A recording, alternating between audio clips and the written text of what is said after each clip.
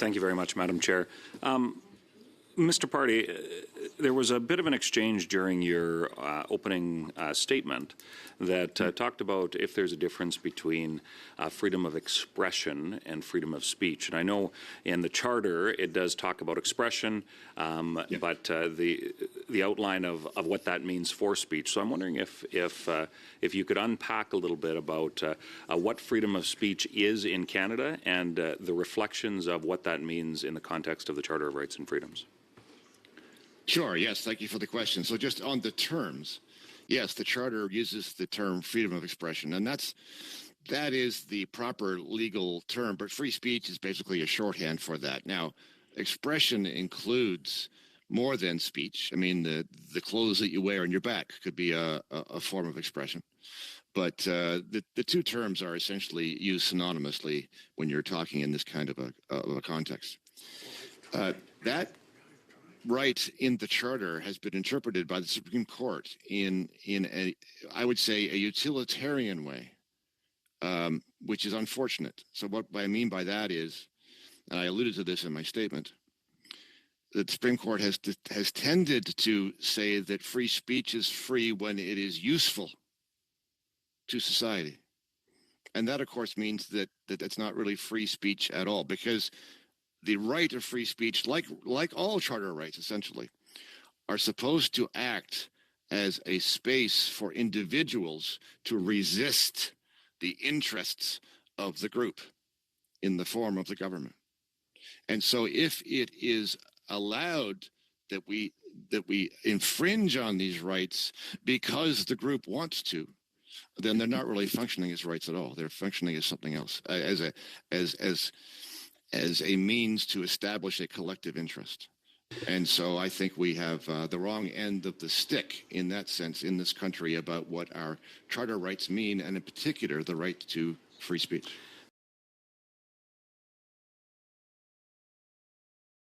So if I could follow up on that, because we often hear about what the limits of free speech are in the context of the Charter as well. So I'm wondering if you could expand on that a little bit, because that's often used, as I would suggest, a justification to silence free speech, because there is the interpretation of that section of the Charter that does that's often used by government in different ways. So could you expand on what limitations are reasonable versus not? Yes, sure. So but here's the irony, right? So your mandate seems to be to inquire into protecting freedom of expression. And the asks that I'm hearing are all about governments doing things or subsidizing things or creating more rules and creating more restrictions. Those things are the opposite of free speech. If you want free speech, as I alluded to, have government out of it.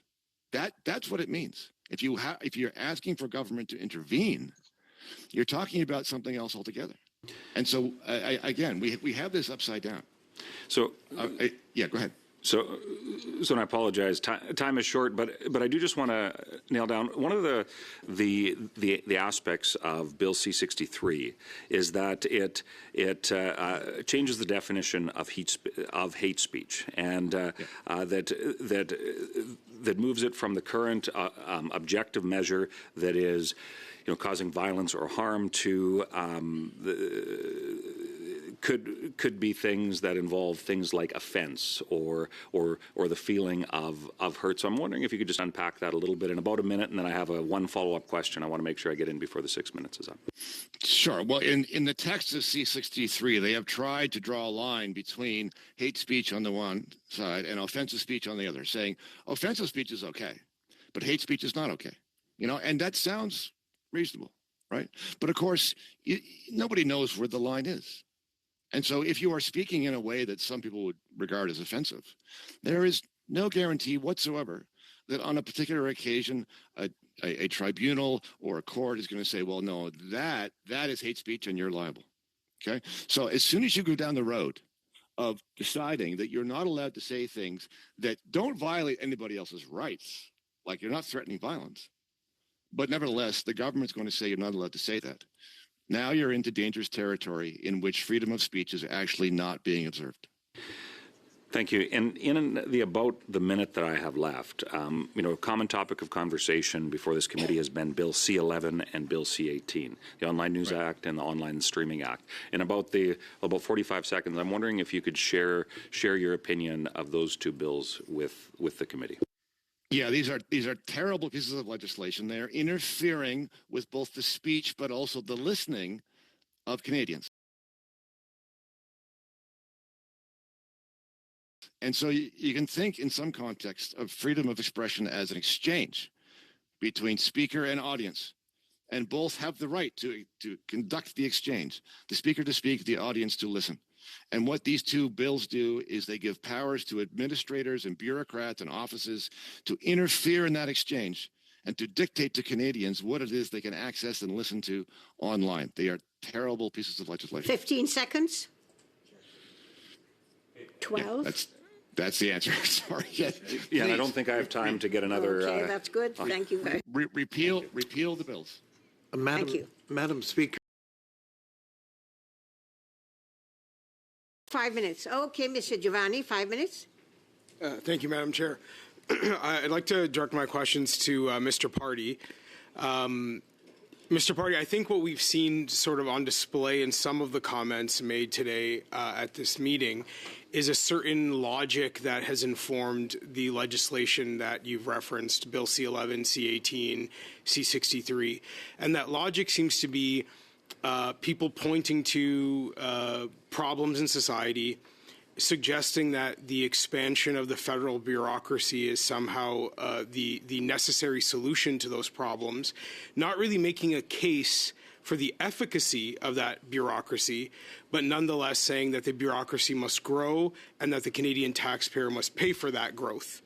I'd like for you to speak to your concerns related to the expansion of the federal bureaucracy, and in particular, I'm referencing some of your writing on the growth of the administrative state.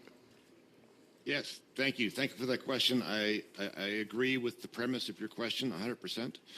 We have mangled the idea of rights, such as those in the Charter of Rights. They're supposed to be negative rights, meaning that they are rights against government interference.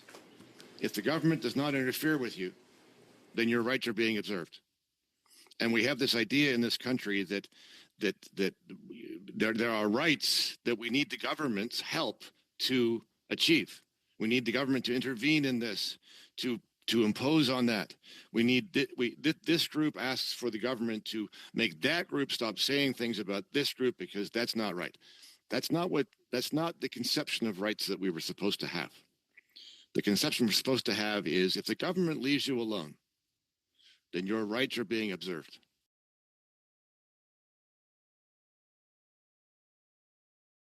It is when the government intervenes that is the problem, and you can see that reflected in the comments and the submissions here. But yes, to your larger point, we have a government that has grown beyond its useful limits.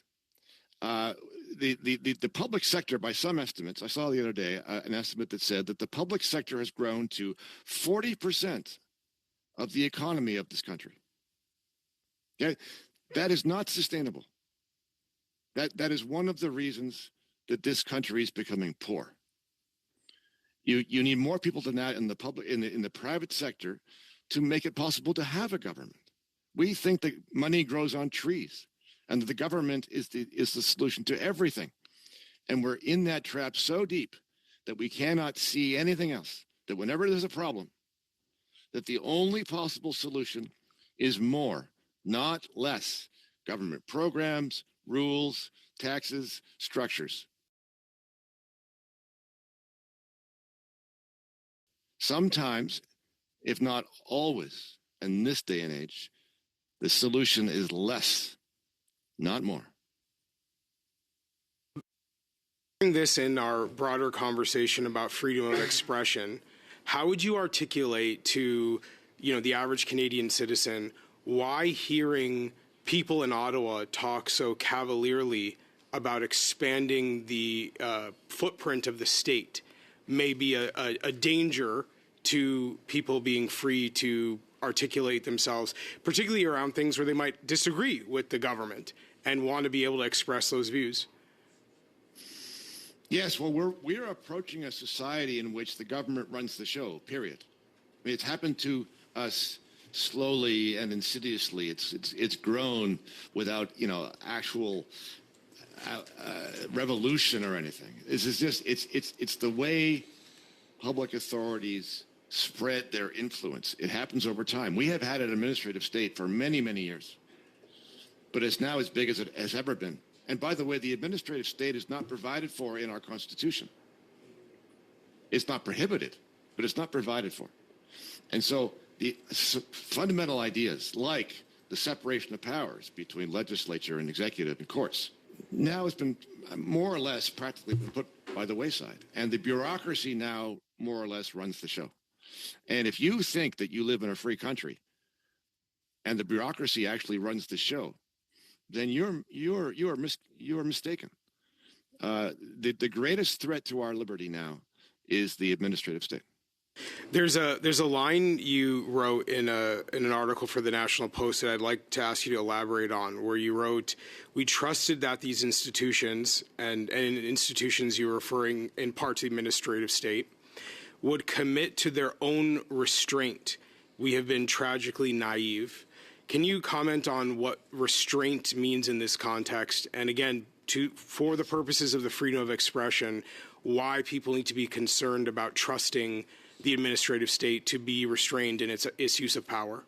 Thank you, Mr. Giovanni. I'm glad you came back to the topic at hand, and because we were moving away from it. The entire Good. time, actually. Okay, please, I'll ask the witness to stick to the topic at hand. Thank you. We've been talking about the topic at hand. You're wrong. Please, can you go ahead and answer the question? You're editorializing.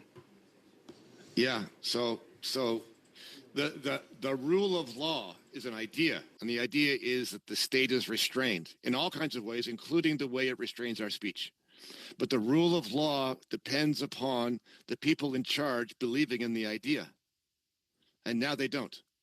Now they don't believe the state should be restrained. Now they think the solution to everything is the state. And so when you have conflicts between people who disagree, they both want the state to intervene and make the other guy stop speaking. And thank you very much. We have gone a minute over time, Mr. Giovanni. I'm going to go to the Liberals.